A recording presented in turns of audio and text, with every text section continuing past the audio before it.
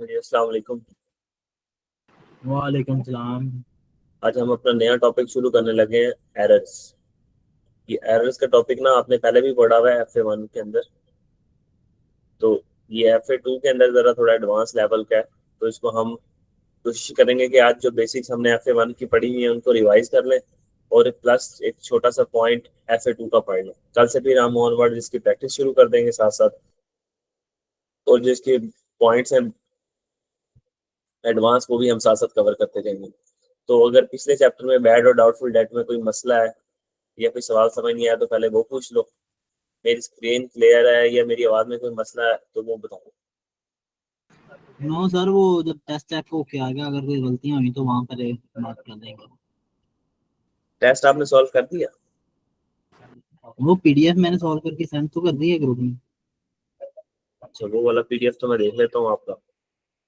ठीक वो है, तो 2 दिन वो हो गए आपको मुझे। कल तक मिल जाएगा, संडे है ना कल। और जो रेलिवेंट कॉस्टिंग के सवाल थे उसका मैं सोल्यूशन आपको ना शेयर कर दूंगा। वो आपने मार्क कर लेना है खुद ही कि कितने आंसर आपके ठीक है। ठीक है। जी जी। तो बाकी दूसरे वाला सिर्फ मैं आपको कल तक मार्क करके दे दूंगा। अब हम शुरू करते हैं जी एरर्स को। तो ये एरर्स आपको पहले पता है, तो इसलिए हम ज्यादा टाइम वेस्ट नहीं करेंगे कि एरर क्या होता है और क्या नहीं होता। तो बेसिकली हम बात कर लेते हैं। हमने पढ़े थे कि एरर्स की दो टाइप्स होती है। एक ऐसा एरर होता है जो इफेक्ट करता है ट्रायल बैलेंस को, जिससे हमारा ट्रायल बैलेंस क्या होता है।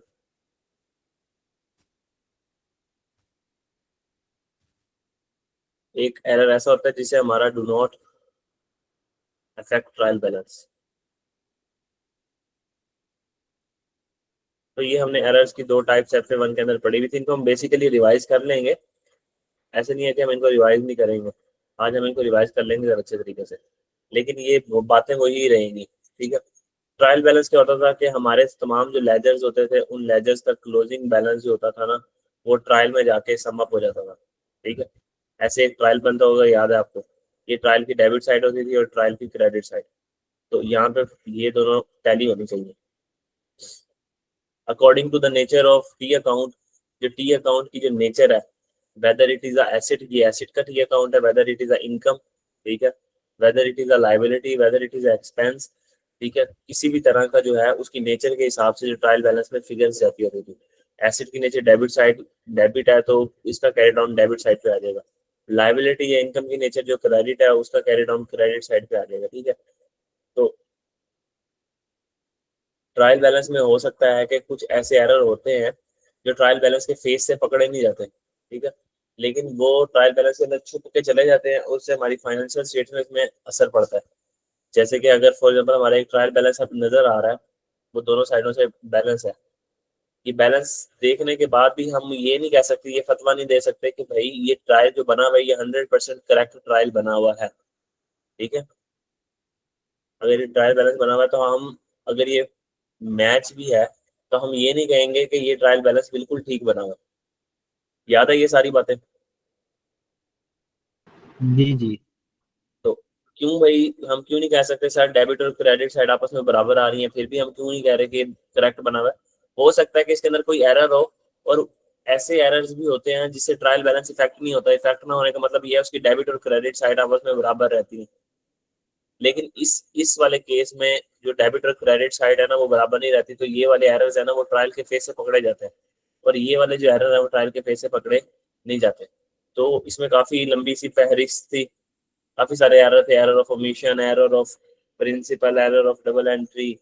ठीक है। तो वो काफी सारे एरर्स थे जो इसके अंदर आते होते थे, जो ट्रायल के फेस से पकड़े नहीं जाते थे। अब ट्रायल के फेस से अगर हम जनरली देखें ना, जनरली एक आम इंसान बन के सोचें ट्रायल के फेस से कौन सा एरर पकड़ा जाएगा। ऐसा एरर जो ट्रायल की एक साइड पे आ गया लेकिन दूसरी साइड पे आया ही नहीं, या इस साइड पे आ गया और इस साइड पे आया ही नहीं। तो ट्रायल का वजन इस साइड पे भारी हो जाएगा और इस साइड पे कोई वजन गया नहीं। मिसाल के तौर पे कोई डेबिट एंट्री तो हमने कर दी, लेकिन क्रेडिट साइड पे कोई एंट्री नहीं की, तो डेबिट साइड पे वजन ज्यादा हो जाएगा। तो वजन ज्यादा होने की वजह से क्रेडिट साइड हल्का हो जाएगा, तो ये दोनों आपस में बराबर नहीं होंगे। तो ऐसा कोई भी एरर जिसमें हम या तो डेबिट साइड की एंट्री कर दें या क्रेडिट साइड की एंट्री कर दें और उसकी जो रिस्पेक्टिव एंट्री है वो ना करें, तो हमारा ट्रायल बैलेंस आउट हो जाता है। तो ये तो बेसिक बातें थी। हम आते हैं अब चीज़ों को रिवाइज करते हैं थोड़ा। तो आहिस्ता आहिस्ता हम अपने एरर्स वाले चैप्टर को कवर अप करते हैं।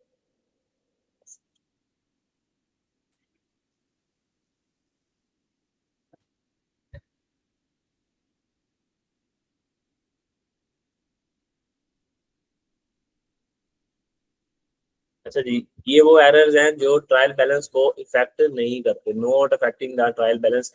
इनकी डेफिनेशन में एग्जांपल दी हुई है वगैरह। These errors do not disturb the agreement of trial balance, मतलब कि ट्रायल बैलेंस की डेबिट और क्रेडिट साइड आपस में बराबर रहती हैं, वो आउट नहीं होती, but still lead to the incorrect financial statement. कि डेबिट क्रेडिट आपको अच्छे तरीके से पता होगा कि लेजर क्लोज होते हैं जाके ट्रायल बैलेंस के अंदर, और ट्रायल बैलेंस से इनकम स्टेटमेंट फाइनेंशियल स्टेटमेंट्स बनती हैं सारी। ठीक है, वो कह रहा है बेशक trial balance debit credit side बराबर आ रही है, लेकिन इससे हमारी फाइनेंशियल स्टेटमेंट इनकरेक्ट बनती है। ठीक है, they require careful security of ledgers entry to detect. इससे हमें ना बड़ी एहतियात करके हमने लेजर्स की एंट्रीज को देखना होता है, तो हमें पता लगता है कि ये एरर हुआ है। क्योंकि ट्रायल की फेज से तो पकड़ा नहीं जाता, तो फिर हम इसको कहाँ जाके पकड़ेंगे? इस भाई को पकड़ेंगे हम जाके लेजर्स अकाउंट में से। तो इनमें कौन कौन से एरर्स ही शामिल होते हैं? एरर ऑफ ओमिशन सबसे पहला एरर है, एरर ऑफ ओमिशन। ओमिशन का मतलब है भूल जाना। ठीक है, भूल जाने का मतलब होता है जी आप कोई एंट्री करना भूल गए। मिसाल के तौर पर आपने सेल की, क्रेडिट सेल की आपने, और वो क्रेडिट सेल आपने की 1000 रुपए की, तो आपको एंट्री करनी चाहिए थी रिसीवेबल डेबिट सेल्स क्रेडिट। जब आपने ये एंट्री की ही नहीं, ठीक है, ना एक एसेट बुक भी नहीं किया और आपने एक इनकम भी बुक नहीं की, ठीक है, ये अगर ट्रायल बैलेंस बन रहा है टीबी, तो यहाँ पे एसेट यहाँ पे भी नहीं गया, यहाँ पे इनकम भी नहीं गई, तो जो चीज यहाँ पे भी नहीं गई यहाँ पे भी नहीं गई, तो ट्रायल बैलेंस क्या आउट होगा? नहीं। तो एरर ऑफ ओमिशन का मतलब है कि आपने जो एंट्री करनी थी ना वो आपने की नहीं, भूल गए आप। ये एंट्री आपको करनी चाहिए थी क्रेडिट सेल की, रिसीवेबल डेबिट सेल क्रेडिट, लेकिन आपने नहीं की। तो हमें याद होगा कि हम पहले क्या करते थे, ओरिजिनल एंट्री लिखते थे, फिर हम लिखते थे रॉन्ग एंट्री, फिर हम लिखते थे करेक्टिंग एंट्री, या इसको हम रेक्टिफाइंग एंट्री भी कहते होते थे। हम कहते थे क्या होना चाहिए भाई, क्रेडिट सेल की एंट्री होनी चाहिए थी, original entry receivable debit sale credit. क्या हुआ? कुछ भी नहीं हुआ। हमने रॉन्ग गलती में क्या किया? गलती में कुछ भी नहीं किया, ओमिशन भूल गया हम एंट्री करना, चाय पी रहे थे हम बैठे। फिर रेक्टिफाई में क्या करेंगे भाई, जो नहीं किया वो कर दो, रिसीवेबल डेबिट कर दो और सेल क्रेडिट कर दो। तो ये था जी एरर ऑफ ओमिशन। अब इसको पढ़ लेते हैं हम सिंपल।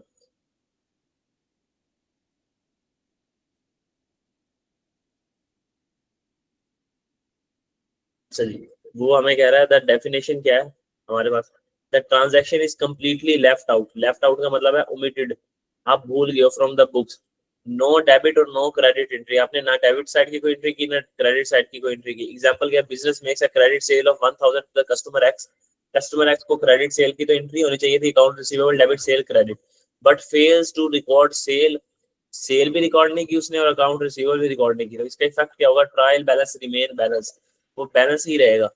अब इसकी वजह से ये होगा कि भाई आपने एक सेल नहीं बुक की तो प्रॉफिट क्या आपका अंडर स्टेट हुआ पड़ा है, और डेटर्स भी क्या हुए आपके अंडर स्टेट हुए पड़े। ठीक है, वो इफेक्ट भी मांग सकता है भाई इस एंट्री का क्या इफेक्ट है, तो इफेक्ट आपने देखते जाना है बस, क्या होना चाहिए था उसकी वजह से क्या हो गया। अच्छा जी, एरर ऑफ कमीशन।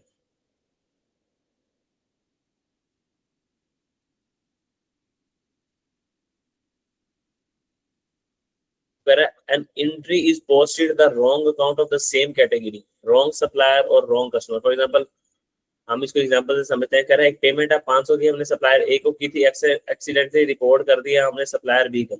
हमने कहा था कि हेड तो बिल्कुल सेम है, इसका मतलब ये है कि हेड सेम हो लेकिन कैटेगरी जो है ना वो डिफरेंट कर दें हम। सर इसका क्या मतलब है?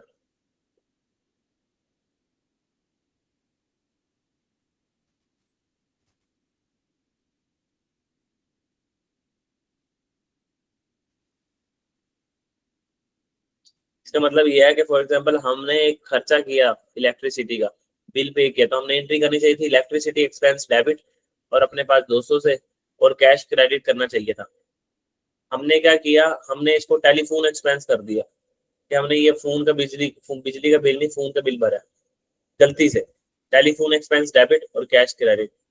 अब मसला पता है क्या, देखो अकाउंट दोनों का सेम है। अकाउंट का हेड से मुराद है ये भी एक्सपेंस है। हेड हमने पढ़े थे ना, 5 हेड होते हैं, और ये भी क्या है हमारा एक्सपेंस है। लेकिन इसके अंदर हम जो कैटेगरी है ना अकाउंट है वो डिफरेंट है, हमने एक रॉन्ग अकाउंट के अंदर डाल दिया, लेकिन कैटेगरी उसकी सेम है।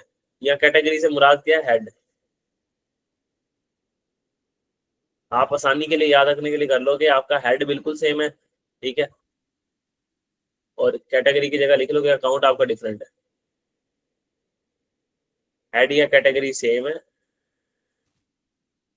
लेकिन अकाउंट जो है आपका वो डिफरेंट है। तो अब वो कह रहे हैं कि आपने पेमेंट की सप्लायर को, पेमेंट को जब आप सप्लायर को पेमेंट करते हो तो अपने पास क्या एंट्री करते हो जी, हमारे पास से कैश क्रेडिट हो गया, और हमारा जो सप्लायर है उसको डेबिट कर देते हैं। सप्लायर को डेबिट करने का मतलब क्या होता है जी, क्रेडिटर को डेबिट कर रहे हो आप। सप्लायर आपका क्रेडिटर होता है ना। तो ये एंट्री करनी चाहिए थी हमने, सप्लायर ए की जगह हमने सप्लायर बी को लिख दिया। तो हमने एक ही क्रेडिटर को ही डेबिट किया, लेकिन क्रेडिटर बी को डेबिट कर दिया। तो इसमें क्या जी, इसमें हमारा ट्रायल बैलेंस आउट होगा? नहीं जी, हमारे एक एक्सपेंस बुक होना चाहिए था, एक्सपेंस बुक हो गया, और कैश क्रेडिट होना चाहिए था, हो गया, ठीक है। लेकिन वो किसी और नाम से चला गया, गया था डेबिट साइड पे ही है ना, तो हमारा जो ट्रायल बैलेंस है वो इफेक्ट नहीं होगा। तो इसका मतलब ये है कि हमारा अब रूल क्या याद रखना है कि इसमें हमारा कैटेगरी सेम होगी, कैटेगरी से मुराद हेड सेम होगा, लेकिन उसका अकाउंट जो है ना वो डिफरेंट होगा। तो यहाँ तक कोई मसला है तो पूछ लो। No sir.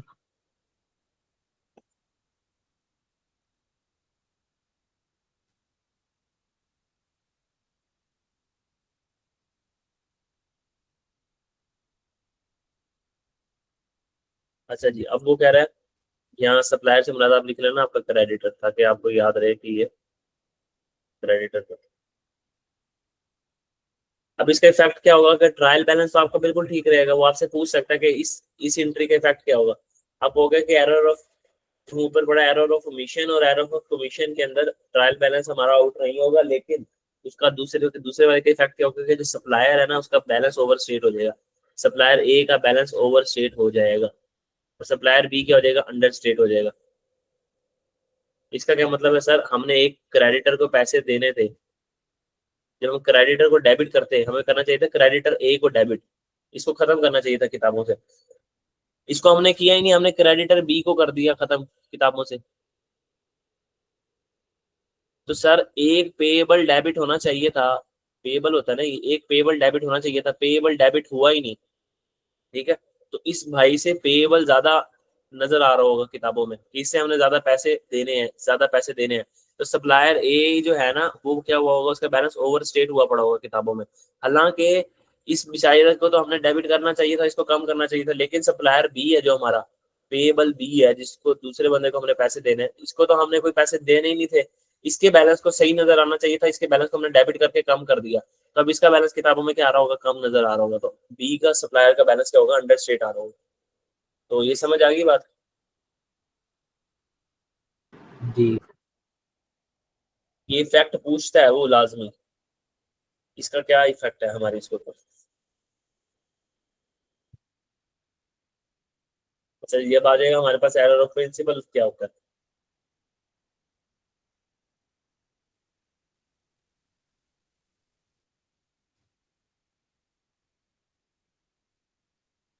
डेफिनेशन वो कह रहा है, transaction is recorded in the wrong type of account. Example, capital expenditure versus revenue expenditure. सबसे पहले हम एग्जाम्पल को समझते हैं और उसके बाद ना हम यहाँ रूल बनाते हैं। ऊपर ये था कि हेड और कैटेगरी सेम थी, हेड या कैटेगरी आपकी सेम थी ऊपर, ऊपर वाले में, मैं ऊपर वाले की बात नहीं कर रहा हूँ, लेकिन आपका अकाउंट जो था ना वो रॉन्ग था, रॉन्ग अकाउंट। इसमें क्या है कि आपका हेड और कैटेगरी भी गलत कर दिया आपने, और अकाउंट भी गलत कर दिया। कैसे? आपने एक रिपेयर एक्सपेंस को वो करना था कि रिपेयर एक्सपेंस डेबिट 200 रुपए से कैश क्रेडिट, 200 से आपने रिपेयर एक्सपेंस को, ये एक रेवेन्यू एक्सपेंडिचर था, आपने इसको कैपिटलाइज कर दिया, कैपिटल एक्सपेंडिचर के तौर पर ट्रीट कर लिया, तो आपने क्या कर दी होगी एंट्री, क्या एंट्री की होगी हमने?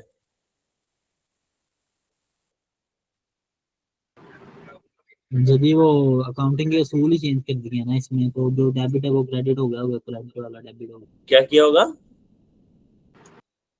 इसमें सर जी डेबिट क्रेडिट भी मतलब अकाउंटिंग के जो असूल हैं कि जो चीज डेबिट होती है वो भी चेंज हो जाएगी और जो चीज क्रेडिट होती है वो भी चेंज हो जाएगी ना। अब मैं सिर्फ आपसे ये पूछ रहा हूँ, रेवेन्यू एक्सपेंडिचर और कैपिटल एक्सपेंडिचर याद है क्या होते थे? इसके ऊपर मैंने बड़ा टाइम लगाया इन दो लफ्जों के ऊपर। जी जी पता है क्या होता है। हाँ क्या होते हैं बताओ?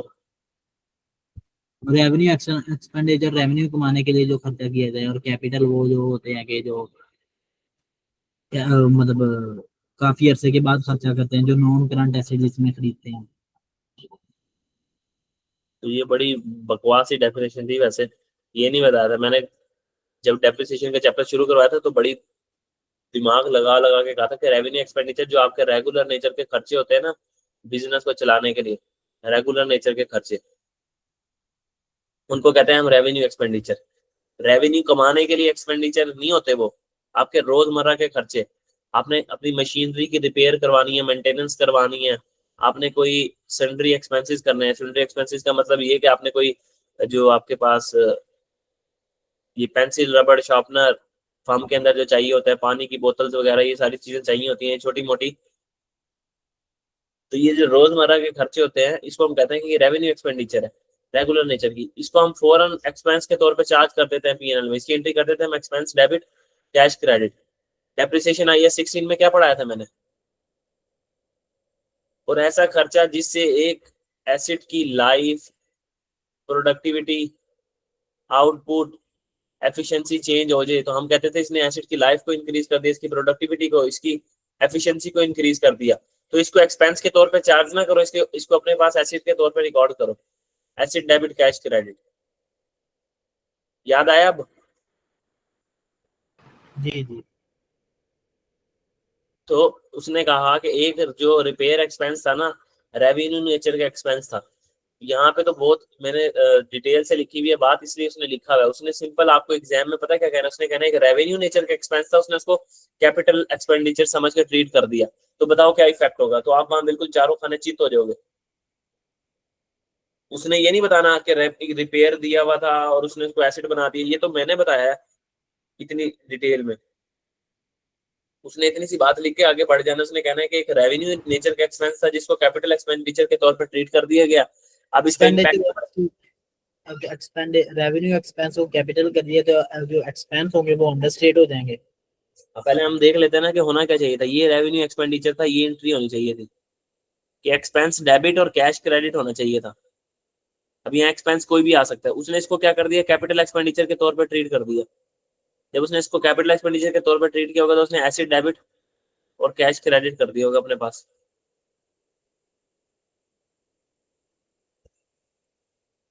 तो एक एक्सपेंस बुक होना चाहिए था, वो बुक नहीं हुआ, एक एसिड बुक हो गया। तो एक्सपेंस अंडर स्टेट हुए पड़े होंगे और एसिड्स हमारे ओवर स्टेट हुए पड़े होंगे। अगर एक्सपेंस अंडर स्टेट हुआ पड़ा है तो इसका मतलब प्रॉफिट जो हमारा है ना वो ओवर स्टेट हुआ पड़ा होगा, प्रॉफिट भाई ऊपर चले गए होंगे। और एक एसिड बुक हुआ पड़ा है। तो अब हम इसके ऊपर आते हैं, देखते हैं कि वो सवाल में उसने क्या कहा। उसने कहा कि अब हमें ये पता लग गया कि हेड भी गलत है हमारा और हमारा हेड का अकाउंट भी गलत है। Capital expenditure versus revenue expenditure. वो कह रहा है purchasing a machine 5000 is recorded as repair expense. तो हमने जब इसको रिकॉर्ड कर लिया मशीनरी को, तो हमारे पास इसके पास क्या मतलब होगा? इसके बाद कह रहा है एसिड जो है ना आपके, एक मशीन यहाँ पे उल्टी एंट्री हुई है। हमने एसिड परचेज किया था, एंट्री होनी चाहिए थी एसिड डेबिट कैश क्रेडिट, हमने उसको रेवेन्यू एक्सपेंडिचर के तौर पर ट्रीट कर दिया, हमने एक्सपेंस डेबिट कैश क्रेडिट कर दिया। तो एक्सपेंसेस बढ़ गए होंगे हमारी किताबों में और एसिड कम हो गए होंगे। उसने कहा परचेजिंग मशीनरी 5000 की मशीन खरीदी और उसको रिपेयर एक्सपेंस के तौर पर आपने बुक कर लिया instead of a fixed asset. Fixed asset के तौर पे बुक नहीं किया आपने, रिपेयर एक्सपेंस के तौर पे बुक कर लिया, यानी कैपिटल एक्सपेंडिचर को आपने रेवेन्यू एक्सपेंडिचर समझ लिया। तो होनी चाहिए थी entry asset debit cash credit, आपने कर दी एक्सपेंस डेबिट कैश क्रेडिट। तो एक्सपेंसेस बड़े होंगे किताबों में, एसेट कम हुए होंगे, तो एसेट्स हमारे अंडर स्टेट हुए पड़े हैं, एक्सपेंसेस ओवर स्टेट हुए हैं। अगर एक्सपेंसेस बढ़े हुए हैं तो प्रॉफिट क्या होगा, अंडर स्टेट हुआ पड़ा होगा। अब रेवेन्यू वर्सेस लायबिलिटी को कह रहा है, एक लोन हमें रिसीव हुआ है, हमें तो डेबिट करना, हमें एंट्री क्या करनी चाहिए थी, कैश डेबिट हमारे पास, और लोन पेएबल एंट्री करनी चाहिए थी। ये एंट्री हमें करनी चाहिए थी, लोन हमें रिसीव हुआ है जब। इसको हमने सेल के तौर पे बुक कर लिया, हमने कहा कि कैश डेबिट करो हमारे पास और सेल बुक कर लो जी, गलती से सेल बुक होगी।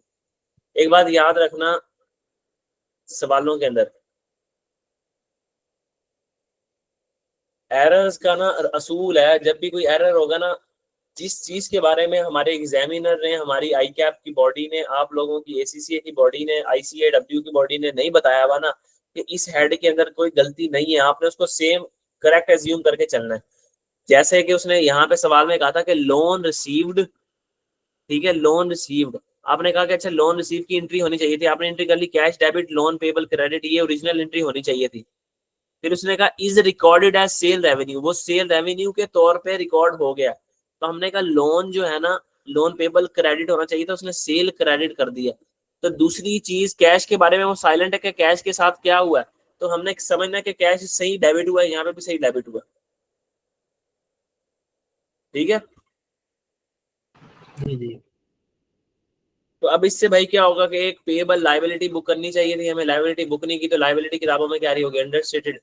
रेवेन्यू हमारा सेल ऊपर बढ़ी हुई होगी, सेल बढ़ेगी तो प्रॉफिट भी बढ़ा हुआ होगा, तो रेवेन्यू ओवरस्टेट हुआ होगा, लायबिलिटी अंडरस्टेट हुई होगी, और इससे ट्रायल बैलेंस के ऊपर कोई इफेक्ट नहीं आएगा, क्योंकि सर ये भी क्रेडिट नेचर की चीज है और ये भी क्रेडिट नेचर की चीज है। ट्रायल बैलेंस जब बन रहा होगा यूं करके, तो यहाँ पे क्रेडिट साइड पे जाना चाहिए था, लोन पे, सॉरी ये क्रेडिट साइड ये है, यहाँ क्रेडिट साइड पे जाना चाहिए था लोन पेबल, इसकी जगह नाम चेंज हो गया, सेल चला गई है, लेकिन गई तो क्रेडिट साइड पे है ना, और कैश भाई यहाँ से यहाँ चले गए दोनों साइडों पे, तो ये एरर ट्रायल बैलेंस के फेस पे पकड़ा नहीं जाता। अगर ऊपर वाले में बात करूं तो एक एक्सपेंस जाना चाहिए था डेबिट साइड पे, एक्सपेंस नहीं गया, एसिड चला गया, ये एसिड जाना चाहिए था, एक्सपेंस चला गया, तो गए तो दोनों सेम साइड पे हैं, यही जाना चाहिए था। अगर ऐसे होता कि जाना यहाँ चाहिए था, चला यहाँ गया, तो फिर ट्रायल बैलेंस आउट हो जाएगा, ठीक है। तो बाकी याद रख लेने आपने कि सिंपली ये जितने भी मैं पढ़ा रहा हूँ ये आपके ट्रायल बैलेंस के फेस पे नजर नहीं आते, ये नाम आपको याद होने चाहिए इनके,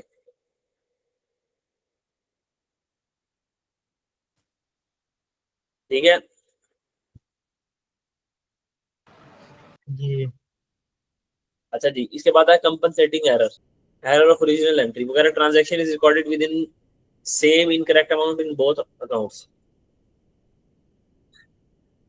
ओरिजिनल एंट्री का क्या मतलब है कि भाई आपने एक सेल रिकॉर्ड करनी थी 3,000 की, वो 300 रुपए की रिकॉर्ड कर दी है, मतलब आपने एंट्री बिल्कुल इस वाले सवाल, इस वाली जो है ना, क्या नाम लेते हैं, इस टाइप ऑफ एरर के अंदर हम ये करते हैं कि जो हमारी एंट्री होती है ना, दोनों में, रॉन्ग में ओरिजिनल में वो सेम होती है। मिसाल के तौर पर हमें कैश डेबिट सेल क्रेडिट करना चाहिए था, हमने कैश डेबिट सेल क्रेडिट ही किया,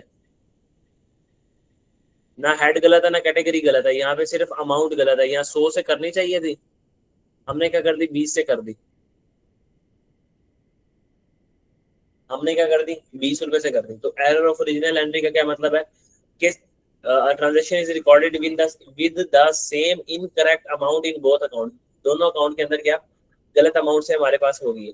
जैसे कि उसने कहा कि एक सेल 3,000 की रिकॉर्डेड होनी चाहिए थी, ठीक है, उसको हमने 300 में रिकॉर्ड कर दिया सेल और डेटर के अकाउंट में, तो इससे क्या होगा, जो हमारा ट्रायल बैलेंस तो मैच हुआ होगा, लेकिन क्योंकि अमाउंट का डिफरेंस तो नहीं है ना, सेल में भी एंट्री वही है, यहाँ पे भी पैसे वही है, यहाँ पे भी पैसे वही है जो ट्रायल बैलेंस में जा रहे हैं। ट्रायल बैलेंस की इस साइड पे भी 100 रुपए जा रहा है, ये सेल वाली साइड में भी 100 जा रहा है, और कैश वाली साइड में भी 100 जा रहा है।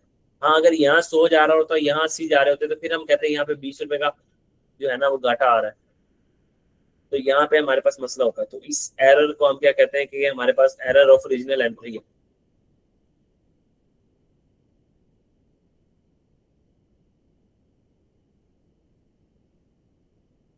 तो ये समझ आ गया। जी जी। अच्छा, एरर ऑफ डुप्लीकेशन, एक ट्रांजैक्शन 2 बार आपने रिकॉर्ड कर दी, ये ट्रायल बैलेंस है, यहाँ पे एक चीज जानी चाहिए थी, यहाँ पे जानी चाहिए थी, मतलब कि आपके पास कैश डेबिट या आप कह सकते हो डेटर डेबिट, सेल क्रेडिट होना चाहिए था। ये आपने कर दिया, डेटर चले गए डेबिट साइड पे, सेल चली गई क्रेडिट साइड पे, फिर आपने दोबारा कर दिया। तो भाई पहले आपने 10 किलो यहाँ डाला, यहाँ पे भी 10 किलो डाला, फिर आपने 5 किलो और डाल दिया, 5 किलो और डाल दिया, तो अभी भी दोनों साइड क्या है, बराबर ही रहेंगी 15-15। तो ये जो डुप्लीकेशन एरर है ये भी आपका ट्रायल बैलेंस के पेज से पकड़ा नहीं जाता, यानी आपने एक एंट्री 2 बार कर दी। तो बस इससे क्या होगा कि आपने जो की हुई है, जैसे आपने एक पेमेंट है रेंट एक्सपेंस की, ट्वाइस आपने उसको कर दिया। जैसे कि आपके पास एक एंट्री होनी चाहिए थी रेंट एक्सपेंस डेबिट और कैश क्रेडिट, ठीक है, आपने उसको डबल कर दिया। डबल कैसे कर दिया कि आपने दोबारा रेंट एक्सपेंस डेबिट कर दिया और कैश क्रेडिट कर दिया। अब इससे ये होगा कि जो आपका रेंट एक्सपेंस है वो इंक्रीज हुआ होगा और प्रॉफिट, एक्सपेंसेस बढ़े हुए तो प्रॉफिट आपका क्या हुआ होगा, डिक्रीज हुआ होगा। तो वो कह रहा है payment for arts rent was twice entered in the rent expense account. Trial balance तो एग्री करेगा दोनों साइडों से, लेकिन आपके एक्सपेंसेस ओवरस्टेट हुए होंगे, प्रॉफिट अंडरस्टेट हुए होंगे। यहाँ ये तक कोई कैसे सवाल? होगा जी? जी, जी ये रिपीट करना दोबारा। ये कैसे हुआ? हाँ जी। आपने रेंट एक्सपेंस डेबिट करना था 800 से, कैश क्रेडिट करना था 800 से, ये आपने कर दिया। आप बाहर वॉक करने गए, वापस आके बैठे, आपने कहा यार मुझे याद नहीं पड़ता मैंने एंट्री की थी कि नहीं करती की थी, आपने दोबारा रेंट एक्सपेंस डेबिट कर दिया 800 से और कैश क्रेडिट कर दिया 800 से। आपने कहा यार ठीक अभी है। मुझे याद पड़ता कि नहीं हुई, तो एक्सपेंस एक नहीं बुक होना चाहिए था, बुक हो गया, एक्सपेंस ज्यादा बुक हो गया, तो प्रॉफिट क्या होंगे, डुप्लीकेशन, यानी आपने एक एंट्री 2 बार कर दी, डुप्लीकेट कर दी।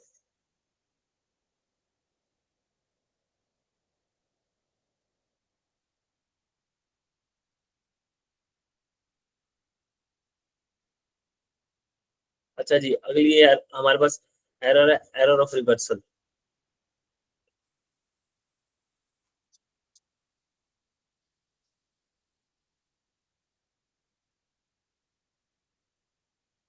वो कह रहे हैं डेफिनेशन,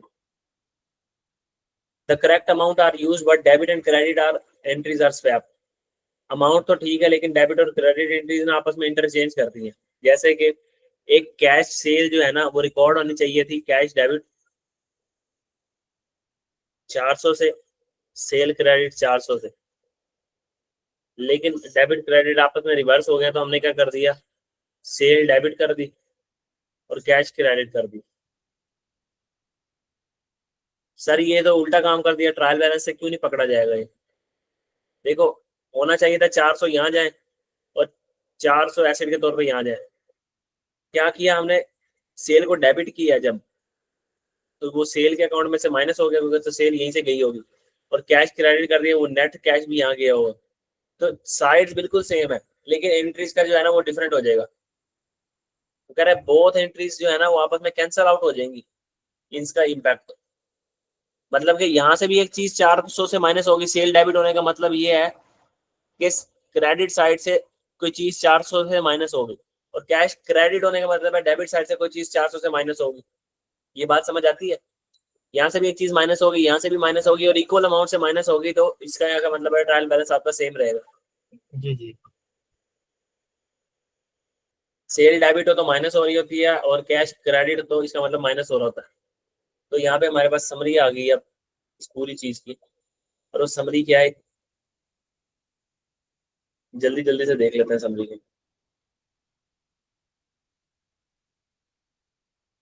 वो कह रहा है एरर की टाइप, डेफिनेशन क्या, एरर ऑफ ओमिशन। ओमिशन में आप क्या करते थे, भूल जाते थे, ट्रांजैक्शन नॉट रिकॉर्डेड। तो इसमें क्या होता था, क्रेडिट सेल अगर फॉर एग्जांपल मिसिंग है तो प्रॉफिट क्या कम होगा, डेटर भी क्या होंगे कम, आप पूरे का पूरा भूल गए। Error of commission, wrong account, लेकिन कैटेगरी क्या होती है सेम। अब इसने लिख के बता दिया कि अकाउंट रॉन्ग है, कैटेगरी क्या होती है जी सेम। तो payment to supplier A is recorded payment B, account वही है सप्लायर का, क्रेडिटर को डेबिट करना चाहिए था, क्रेडिटर ही डेबिट हुआ लेकिन किसी और नाम से हो गया।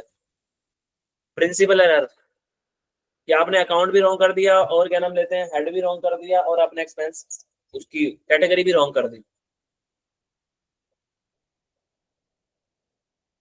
जैसे कि एक रेवेन्यू एक्सपेंडिचर था, आपने उसको कैपिटल एक्सपेंडिचर बना दिया, ठीक है। कंपनसेटिंग एरर, इसको हमने यहाँ पे ब्रेक लगाई है, इसमें थोड़ी कंफ्यूजन आ गई है।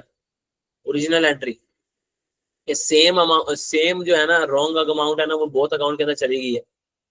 जैसे कि ये जो सेल है 3000 की, वो रिकॉर्ड हुई है ओरिजिनल एंट्री में। मैंने आपको बताया था कि जो आपकी ओरिजिनल एंट्री है उसमें एंट्री बिल्कुल सेम हुई होती है, सही हुई होती है एंट्री, लेकिन जो अमाउंट है वो क्या हो जाती है, गलत हो जाती है।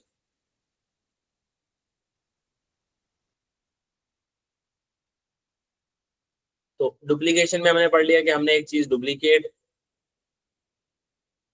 एंट्री कर दी है। रिवर्सल में हमने पढ़ लिया कि डेबिट और क्रेडिट साइड स्वैप्ड हो गई है, मतलब इंटरचेंज हो गई है, ठीक है। तो ये वो एरर्स हैं, कितने एरर हैं, 1 2 3 4 5 6 7, ये वो 7 एरर हैं जो ट्रायल के फेज से पकड़े नहीं जाते। तो इनके अंदर कोई मसला है तो पूछ लो, बस एक ये है जिसको हमने डिटेल में पढ़ना है, कि थोड़ा नो पर कंफ्यूज हो गया एग्जाम्पल के। नहीं नहीं, इनमें कोई मसला नहीं।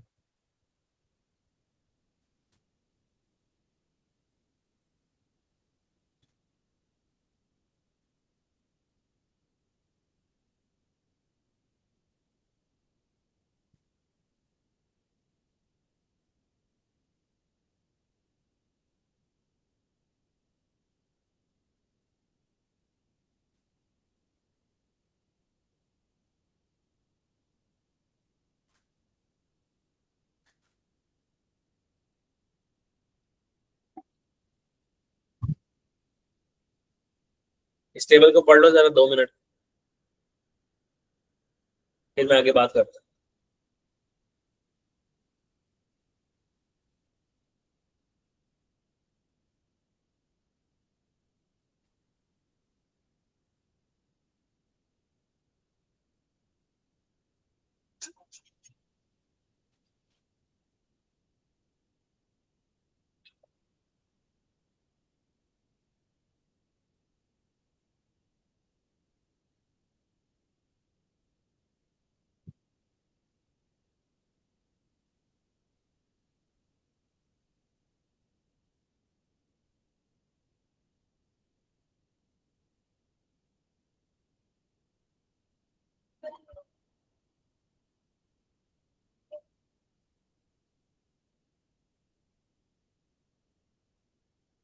अब वो कह रहे हैं कि यार डेंजरस क्यों होते हैं,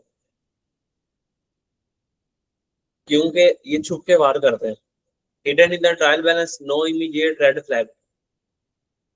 फाइनेंशियल स्टेटमेंट को क्या करते हैं, distort, leading to wrong business decision. फेस से पकड़े ही नहीं जाते और फाइनेंशियल स्टेटमेंट में जाके भी पता नहीं लगते, फाइनेंशियल स्टेटमेंट में भी एसिड्स के तौर पर छुप जाते हैं, ठीक है। डिटेक्शन रिक्वायर वगैरह, हम रिकंसिलेशन बनाए बैंक रिसीवेबल पेबल की, एनालिटिकल रिव्यू करें और पीरियोडिक लेजर सिक्योरिटी करें। तो ये कैसे होती थी कि हम क्या करते थे, आपने पढ़ा होगा कंट्रोल अकाउंट्स को। कंट्रोल अकाउंट्स क्या होते थे,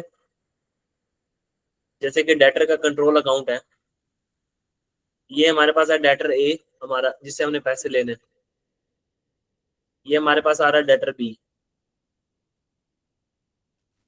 ठीक है। डेटर ए से हमने जितने पैसे लेने हैं, हम यहाँ receivable debit sale credit, receivable debit sale credit करते जाएंगे। डेटर बी से जितने पैसे लेने हैं वो करते जाएंगे। प्लस हमारे पास यहाँ एक सेल डे बुक आ रही होती है, सेल डे बुक में हम अपने पास सारी सेल्स को रिकॉर्ड कर रहे होते हैं। तो हमारे पास सेल्स के जितने लेजर है ना, वो सेल्स के सारे लेजर्स यहाँ पे सेल डे बुक में आ रहे होते हैं, ठीक है। प्लस हम एक डेटर कंट्रोल अकाउंट बनाते हैं। डेटर कंट्रोल अकाउंट का मतलब ये होता है कि जितने भी हमारे डेटर्स है ना, तमाम डेटर्स,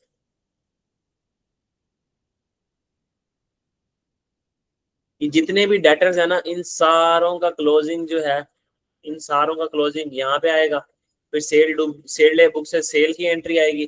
तो हम ये देखेंगे पूरे साल में जितनी सेल की एंट्री हुई है, क्या डेटर्स भी उतने के ही आ रहे हैं यहाँ पे। अगर तो यहाँ दोनों के दरमियान डिफरेंस आ रहा होगा, मतलब पूरे साल में सेल बुक की है 1000 रुपए की, क्रेडिट सेल पूरे साल में 1000 की बुक हुई है, तो अब शर्त ये बनती है कि डेटर के अकाउंट से जो बैलेंस आए वो भी 1000 रुपया ही आना चाहिए। तो अगर तो इस कंट्रोल अकाउंट का बैलेंस दोनों साइड से टैली कर गया, तो इसका मतलब ये है कि इसके अंदर कोई गलती नहीं नजर आ रही बजाहिर। तो ये याद है, ये बात है, डेटर कंट्रोल अकाउंट जो बनता होता था। जी जी जी जी। अच्छा, अब हम आते हैं जरा अपने ना थोड़े आज के नए टॉपिक की तरफ। वो करके फिर उसके बाद आपका टास्क होगा कि आपने ये जितने एरर्स है ना, ये इनकी मैं आपको सवाल दूंगा, आपने ये कर लेने एक बार अटेम्प्ट। फिर कल से हम ना जो नए टॉपिक्स है ना उसकी तरफ जाएंगे, इसमें नई बातें क्या है। अब वो जरा नई बातें अभी सीख लेते हैं थोड़ी सी मजीद, और ये कंपनसेटिंग एरर है ना जो, इसको भी देख लेते हैं।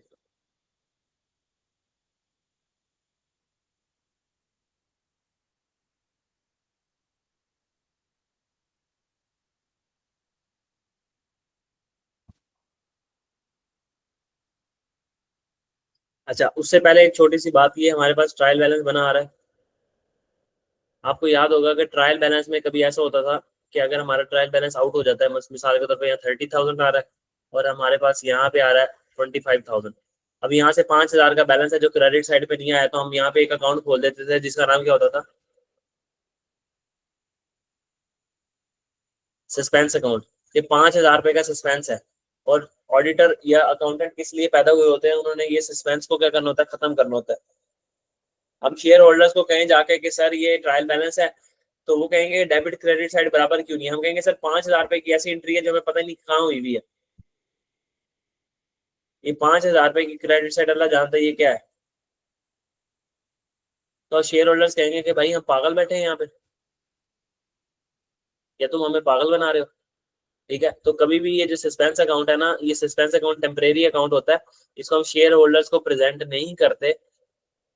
जो भी गलती हुई होती है, जो हमें अभी फिलहाल पता नहीं लग रही होती, जो बैलेंस आउट हुआ होता है, उसको हम क्या कर देते हैं, सस्पेंस अकाउंट में ले जाते हैं। अब सस्पेंस अकाउंट किन वजह से ओपन होता है, क्या क्या वो वजूहात है, वो वजह हम डिटेल में ना कल पढ़ेंगे जरा।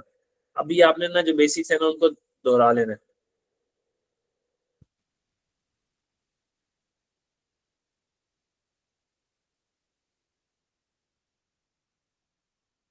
अभी मैं एक छोटी सी बात करूंगा और उसके बाद हम ना क्लास को एंड करते हैं।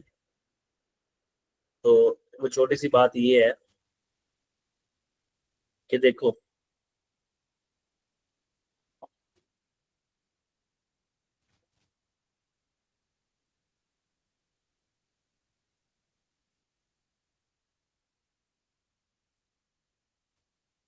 एक है मैं एजम्पशन लिख रहा हूँ। एजम्पशन ये है कि कंपनी, ये अपने पास नोट कर लेनी है आपने।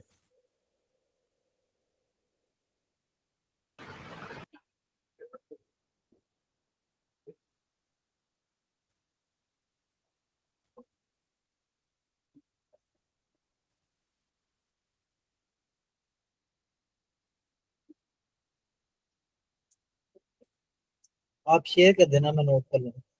ठीक है,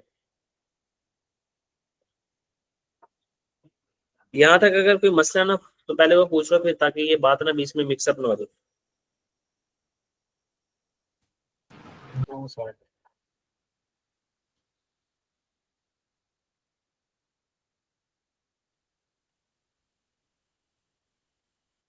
अजम्पशन ये है कि ना जो हमारी कंपनी है ना, वो double entry book keeping system है ना उसका, उसमें कंट्रोल अकाउंट बनाती है।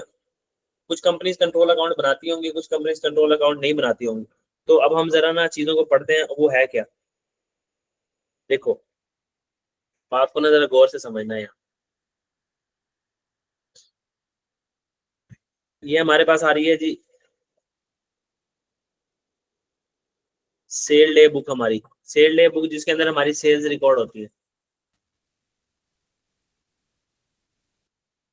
इसके अंदर ना हमने सेल की, एक बंदा है मिस्टर ए, उसको की हमने 1,000 रुपए की सेल। एक बंदा है उसको हमने सेल की बी, मिस्टर बी, तो वो आ गई, वो भी हमने 1,000 की। ये बनना चाहिए था इसका टोटल 2,000। हम यहाँ, जरा हमारा अकाउंटेंट है ना वो थोड़ा बी कॉम पास था, तो थोड़ा नशे में बैठा हुआ था। तो उसने यहाँ पे ना इन दोनों का सम कर दिया 2,300। ठीक है, इसका सम उसने क्या कर दिया, 2,300। इधर बन रहा होगा ट्रायल बैलेंस आपका।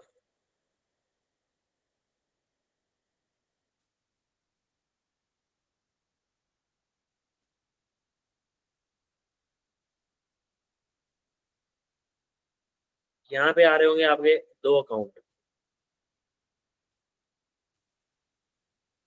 और यहाँ आ रहा होगा आपका मेजर अकाउंट।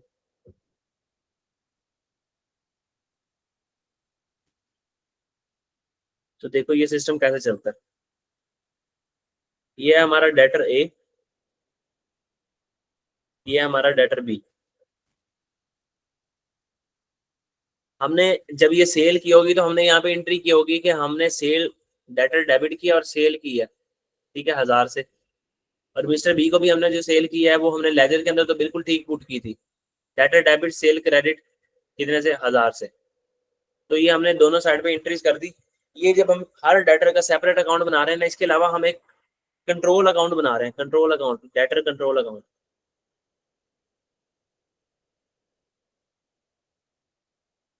इसमें क्या होगा कि जो सेल डे बुक है ना, उस सेल डे बुक से सेल जो है वो डेटर कंट्रोल अकाउंट में अंदर आएगी यहाँ पे।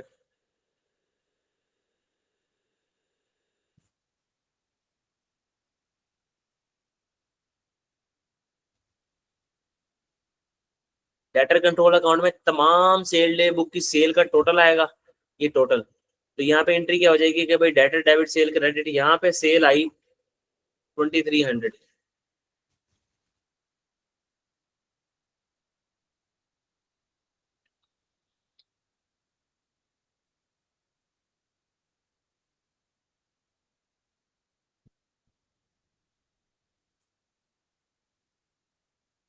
और ये जो सेल डे बुक है, ये सेल डे बुक है, ये सेल के अकाउंट में ये सेल गई होगी यहाँ से, कि डेटर डेबिट सेल क्रेडिट यहाँ पे आ रहा होगा, डेटर, डेटर का टोटल जो सेल का बन रहा होगा हमारे पास कंट्रोल अकाउंट। अगर मैं बोलूँ कंट्रोल अकाउंट, सेल का कंट्रोल अकाउंट बन रहा होगा, वहां पे गई होगी 2300। अब ना पूरी बात की ना नटशेल जो बताने लगा ना वो अब बताने लगा। देखो अब मसला क्या हुआ, मसला ये हुआ कि हमारे पास ना दो डेटर थे, डेटर ए और डेटर बी। डेटर ए को हमने सेल की 1000 रुपए की, और डेटर बी को भी हमने सेल की 1000 रुपए की। उनके जो सेपरेट लेजर्स है ना, उनके अंदर हमने क्या कर दिया, अलग से मेंटेन कर लिया, अलग से हमने लेजर्स के अंदर एंट्री कर दी। अब सेल डे बुक में भी हमने ये एंट्रियां बिल्कुल सही की, सेल डे बुक के अंदर हमने बिल्कुल एंट्रियां सही की। इस सेल डे बुक से ये हुआ कि हमारा वो जो अकाउंटेंट था वो नशेई था, नशेई, नशे में बैठा हुआ था, नशे की हालत में। तो वो नशे की हालत में बैठा हुआ, उसने 2000 लिखना था, यहाँ पे 2300 लिख दिया। अब ये जो अकाउंट होता है ना, सेल डे बुक होती है ना, ये जाके क्लोज होती है डेटर का कंट्रोल अकाउंट। मतलब ट्रायल बैलेंस में फिगर पुट करने से पहले ना कंट्रोल अकाउंट में फिगर जाती है, उससे ये देख लेते हैं कि कंट्रोल अकाउंट अगर टैली है ना, कि टोटल सेल की फिगर जो आ रही है सेल डे बुक से वो आ रही है 2300, क्रेडिट सेल की फिगर सेल डे बुक से आ रही है 2300। तो क्या डेटर कंट्रोल अकाउंट के अंदर तमाम डेटर से आने वाले डेटर भी 2300 हैं? तो इस कंट्रोल अकाउंट का बनाने का मकसद ये होता है कि अगर दोनों साइड बराबर है ना, तो इसका मतलब है कि कोई मसला नहीं है। लेकिन मसला हो सकता है, फिर भी मसला हो सकता है। मसला ये ऐसे ही हुआ कि जो हमारा सेल का कंट्रोल अकाउंट था ना, सेल कंट्रोल अकाउंट, उसमें ये 2300 रुपए की सेल चलेगी। अब ये सेल कंट्रोल अकाउंट से जो फिगर है वो यहाँ पे आई होगी ट्रायल बैलेंस में, क्रेडिट साइड पे 2300। और इसी तरीके से जो डेटर है, वो डेटर का कंट्रोल अकाउंट बन रहा है, वो यहाँ से फिगर यहाँ पे, मतलब ये वाली फिगर यहाँ से डेटर कंट्रोल अकाउंट से यहाँ की होगी 2300। तो सर ये अगर हम डेटर कंट्रोल अकाउंट बना रहे हैं, हम मतलब कंपनी अपने बुक कीपिंग सिस्टम के अंदर सेपरेट अकाउंट तो मेंटेन करती है, लेकिन इसके अलावा वो क्या करती है, कंट्रोल अकाउंट भी बनाती है। इसके अलावा वो क्या करती है, कंट्रोल अकाउंट भी बनाती है। तो हो सकता है,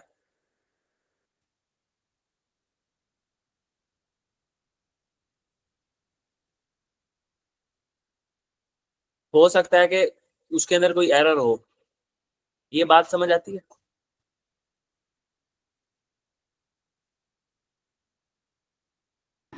जी जी।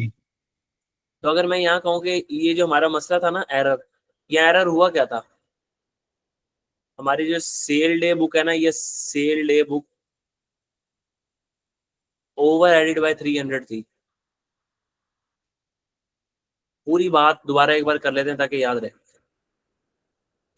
हमारे हमने सेल की 1000 की, हमने सेल की, डेटर के अकाउंट में भी 1000 बैलेंस शो हो रहा है, डेटर डेबिट सेल करे, डेटर डेबिट सेल करे 1000 से। नशे में बैठा था, सेल डे बुक के अंदर उसने 2300 लिख दिया। जब उसने 2300 लिख दिया तो यही हमारे डेटर कंट्रोल अकाउंट में गया और यही हमारे सेल में गया, क्योंकि सेल डे बुक क्लोज होती है जाके सेल के कंट्रोल अकाउंट में, और कंट्रोल अकाउंट से फिगर्स जाती हैं कहाँ पे, ट्रायल बैलेंस में। और इसी तरीके से जो हमारे डेटर्स हैं, ये सेल डे बुक की ये जो फिगर है ये हमारे पास यहाँ डेटर कंट्रोल अकाउंट में भी आई होगी, और डेटर कंट्रोल अकाउंट में आने के बाद ये खुद ब खुद जाके क्लोज हुई होगी ट्रायल बैलेंस में। तो ट्रायल बैलेंस में गैर मुताद तरीके से बेशक आप कंट्रोल अकाउंट बना रहे हो, लेकिन फिर भी गैर मुताद तरीके से आपके पास जो है ना एक 300 रुपए की ओवर एडिड होगी ये चीज। अब असल एरर पता क्या था? असल एरर ये था कि 300 रुपए से सेल बढ़ी हुई थी। पहला एरर ये था कि सेल 300 रुपए से बढ़ी हुई थी, लेकिन डेटर कंट्रोल अकाउंट बनाने की वजह से हमारे डेटर भी 300 रुपए से बढ़ गए, क्योंकि ये सेल बुक जाके क्लोज हुई कहाँ पे? डेटर कंट्रोल अकाउंट में। तो अगर तो हम डेटर कंट्रोल अकाउंट बना ही ना रहे होते, जो कि अजम्पशन नंबर 1 है, तो हम इस एरर को पकड़ लेते फेस से, इस एरर को फेस से पकड़ लेते। अब पहला एरर ये हुआ कि सेल डे बुक के अंदर 300 रुपए एक्स्ट्रा चला गया। हम ये डेटर कंट्रोल अकाउंट बनाते ही ना, तो डेटर के जो क्लोजिंग बैलेंसेस है ना वो सारे ऐड होते यहाँ आके डेटर की साइड पे। अब डेटर कंट्रोल अकाउंट बन रहा है तो डेटर के क्लोजिंग बैलेंसेस ऐड नहीं होते। अब इसमें जो सेल डे बुक है ना उसका क्लोजिंग बैलेंस जा रहा होता है, और सेल कंट्रोल अकाउंट में और डेटर कंट्रोल अकाउंट के अंदर। तो अगली असम्पशन जब हम पढ़ेंगे ना उसमें हम ये फेस से पकड़ लेंगे। अब हमारे पास ये है कंपनसेटिंग एरर। कंपनसेटिंग एरर कैसे हुआ कि भाई एक एरर हुआ 300 रुपए का, 300 से सेल डे बुक बढ़ गई। उस सेल डे बुक बढ़ने की वजह से मसला ये हुआ कि जो डेटर कंट्रोल अकाउंट है वो भी 300 से बढ़ गया। एरर नंबर 2 हो गया, 2, कि पहले सेल 300 से बढ़ गई फिर डेटर 300 से बढ़ गया। तो जो 300 से सेल बढ़ी थी, अगर डेटर कंट्रोल अकाउंट ना बन रहा होता तो दोनों डेटर का जो क्लोजिंग बैलेंस है ना टी अकाउंट का, वो यहाँ 2000 आना था। फिर ये 2000 और 3000 मैच ना होता और यहाँ पे 300 रुपए का सस्पेंस आ जाता। तो फिर हम इसको पकड़ लेते कि भाई कोई ना कोई एरर हुआ है। इसका मतलब है एरर ये कि इस साइड पे 300 रुपए कोई जबरदस्ती कोई डल गया ज्यादा। लेकिन कंपनी मेंटेन करती है कंट्रोल अकाउंट्स को, तो कंट्रोल अकाउंट मेंटेन करने की वजह से सेल डे बुक का क्लोजिंग आया यहाँ, और उसका डेटर कंट्रोल अकाउंट के अंदर और सेल कंट्रोल अकाउंट के अंदर। तो सिंपली हमने यही किया कि इनको अकाउंट्स, ये अकाउंट क्लोज होते हैं जाके ट्रायल बैलेंस में। जब कंट्रोल अकाउंट बन रहे होते हैं तो कंट्रोल अकाउंट से ट्रायल बैलेंस देख के बनते हैं। तो यहाँ से सेल 300 से बढ़ गई, यहाँ से डेटर कंट्रोल अकाउंट से डेटर 300 से बढ़ गया। ये 300 से डेटर जब बढ़ा तो इसने सेल को कंपनसेट कर दिया, मतलब यहाँ पे 300 की फिगर ऐड हुई, फिर डेटर में भी 300 की फिगर ऐड होगी, तो दोनों साइडें बराबर होगी। तो ये एरर, ऐसा से एरर होता है जिसको कहते हैं हम ये कंपनसेटिंग एरर। समझ आई? जी जी। कोई सवाल है तो पूछ लो, नहीं तो फिर मैं लेक्चर को एंड करता हूँ। सर ये एरर ऑफ पार्शियल ओमिशन अभी रहता है ना? हाँ वो पार्शियल ओमिशन रहता है, लेकिन वो पार्शियल ओमिशन में ये होता है, चलो उसको कल ही करेंगे, वो हमारा ट्रायल बैलेंस को इफेक्ट करता है ना। तो मैंने अभी तक आपको वो एरर पढ़ाए हैं जिससे हमारा ट्रायल बैलेंस इफेक्ट नहीं होता। हाँ जी हाँ जी हाँ जी। तो जिससे ट्रायल बैलेंस इफेक्ट होता है तो वो तो हमने कल पढ़ना है ना। ठीक है ठीक। तो ये नीचे आ रहा है, देखो, single entry income incorrect amount posted balance partial omission.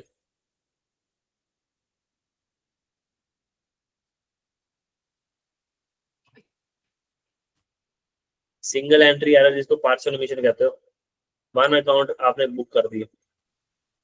ठीक है चलो सही है फिर। ठीक है।